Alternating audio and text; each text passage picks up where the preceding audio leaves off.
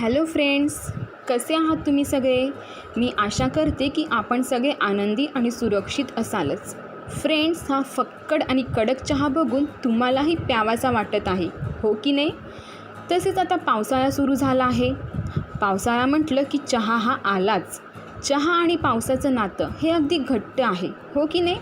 आपण रोज चहा तर पितोच, पण आज आपण बघणार आहोत पेरूची पानं आणि गुळाचा वापर करून केलेला असा हा गुणकारी फक्कड कडक चहा. चला तर आपण आता रेसिपीला सुरुवात करूया. इकडे मी एका पातेल्यामध्ये अर्धा कप पाणी घेतलेलं आहे. हे पाणी मी मध्यम आचेवर उकळून घेत आहे. त्यानंतर याच्यामध्ये मी 2 चमचे चहा पावडर ॲड करत आहे.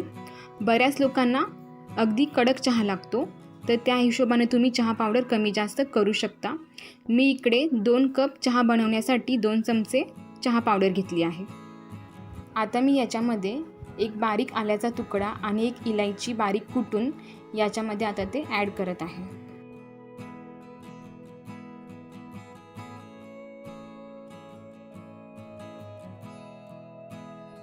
आता मी याच्यामध्ये लहान आकाराची 4 ते 5 पेरूची पानं स्वच्छ धुवून घेतलेली आहेत. ती याच्यामध्ये मी आता बारीक करून ॲड करत आहे. आता हे संपूर्ण मिश्रण आपल्याला 2 ते 3 मिनिटापर्यंत चांगलं उकळवून घ्यायचं आहे. 2 ते 3 मिनिटं झालेली आहेत. हे संपूर्ण मिश्रण मी मध्यम आचेवर व्यवस्थित उकळवून घेतलेलं आहे. आता मी याच्यामध्ये 2 कप दूध ॲड करत आहे. दूध ॲड केल्यानंतर हा संपूर्ण चहा मी मध्यम आचेवर 2 ते 3 मिनिटांपर्यंत व्यवस्थित उकळवून घेणार आहे. इकडे मी तुम्हाला एक खास ट्रिक सांगत आहे, ती तुम्ही लक्षात ठेवूनच हा चहा करायचा आहे. आपण जर या उकळत्या चहामध्ये गूळ ॲड केला तर आपला चहा पूर्णपणे फाटतो, खराब होतो. त्यामुळे 2 ते 3 मिनिटं ह्याला व्यवस्थित उकळवून घ्यायचं आहे आणि गॅस बंद केल्यानंतरच यामध्ये आपल्याला गूळ ॲड करायचा आहे.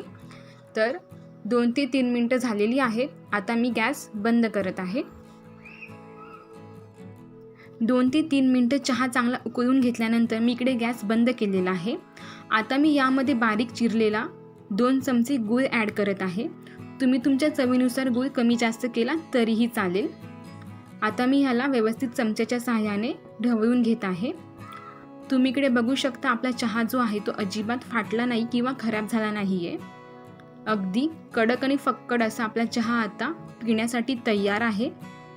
बघू शकता आपला गूळ जो आहे तो पूर्णपणे आता याच्यामध्ये मिक्स झालेला आहे. आता हा चहा मी पिण्यासाठी कपामध्ये काढून घेत आहे. वा, खूपच मस्त.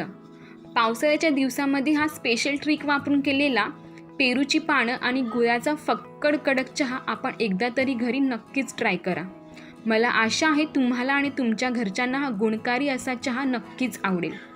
आजचा व्हिडिओ आवडला असल्यास कमेंट्स करायला अजिबात विसरू नका. त्याचबरोबर लाईक, शेअर आणि सबस्क्राईब नक्की करा. पुन्हा भेटू अशाच एका छानशा रेसिपीसोबत. तोपर्यंत काळजी घ्या. व्हिडिओ बघितल्याबद्दल धन्यवाद. बाय.